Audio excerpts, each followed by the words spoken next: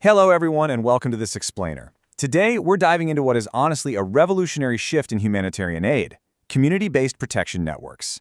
Look, if you're used to the old top-down model, where agencies fly in, do their work, and fly out, well, this approach fundamentally flips the script on how we protect vulnerable populations. Here's our quick roadmap for today. We're going to cover 1. The shift from beneficiaries to rights holders. 2. What a CBPN actually is. 3. Roles and responsibilities. 4. Training and sustainability. 5. The code of conduct. And 6. Principles of ethical referral. Let's get right into it. All right, Section 1, Beneficiaries to Rights Holders. To really get how these networks function, we've got to look at a pretty stark contrast. Traditionally, communities hit by a crisis are seen passively as, quote, beneficiaries who just receive assistance. But this new approach, it puts individuals firmly in the driver's seat of their own recovery. They become rights holders, actively participating in exactly how protection is designed and delivered. There's a quote that brilliantly illustrates why this shift is so necessary. Communities are the first responders to the needs of their most vulnerable members. Think about that for a second. Long before an international agency ever arrives and long after they pack up and leave, the community is there. So building on local resilience isn't just a nice idea. It's literally the only way to create sustained long-term improvement. Moving on to Section 2, what is a CBPN? So how do we actually put this into action on the ground? Well, a community-based protection network, or CBPN, is a group of incredibly dedicated volunteers who act as a vital bridge. They're the frontline interlocutors between aid agencies and those hard-to-reach communities. They identify risks, they communicate needs, and they make sure aid agencies are actually held accountable to the populations they're trying to serve. But for this bridge to be structurally sound, it absolutely has to be representative. A successful network is made up of individuals from all walks of life. We're talking internally displaced persons right alongside host community members. You need equal representation of women and men, youth and older folks, persons with disabilities, and marginalized groups. True representation demands that every single vulnerability has a voice. It's non-negotiable. Section 3. Roles and responsibilities. Okay, to keep a diverse network like this running safely and smoothly, we have to split up the duties. On one side, you have the CBPN members. These are the local volunteers doing the day-to-day, ground-level reporting, helping with rapid emergency assessments and running awareness sessions. Then on the other side is the CBPN focal point. This is an official staff member of the protecting agency who oversees the network, gives on-the-job coaching, and makes sure everything aligns with strict safety standards. Which brings us to Section 4, Training and Sustainability.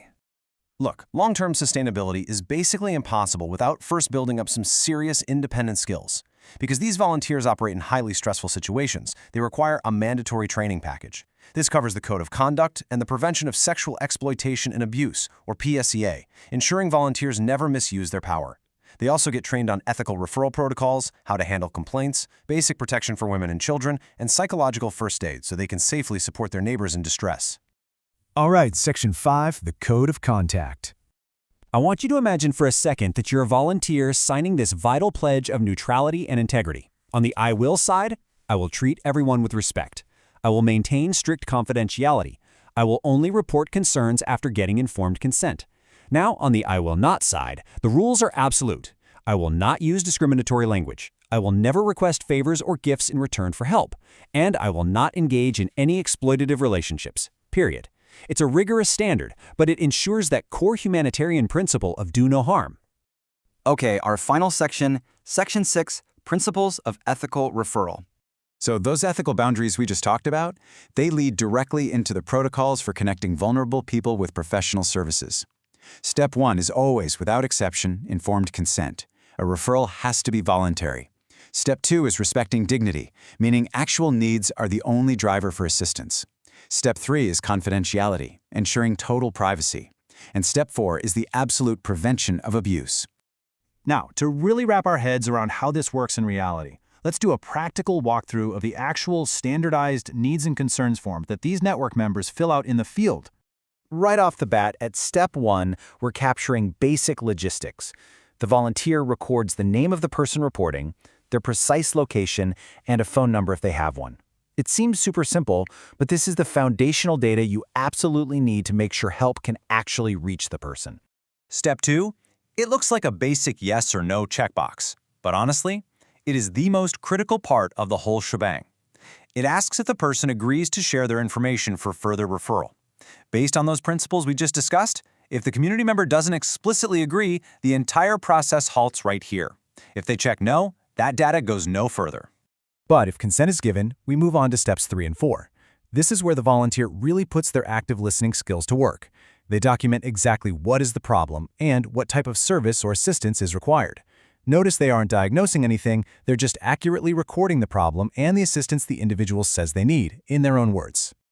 I actually really love this next section. Step 5 asks, what action has been taken so far, if any?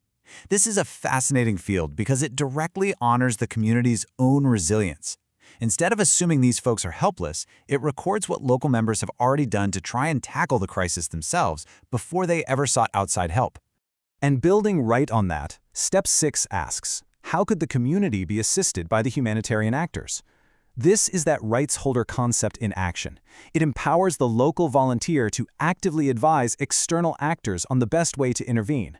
It literally injects local voices and local context straight into the proposed solution. Finally, we hit steps 7 and 8 at the bottom of the form. These are comment sections for both the ground-level member and the supervising focal point.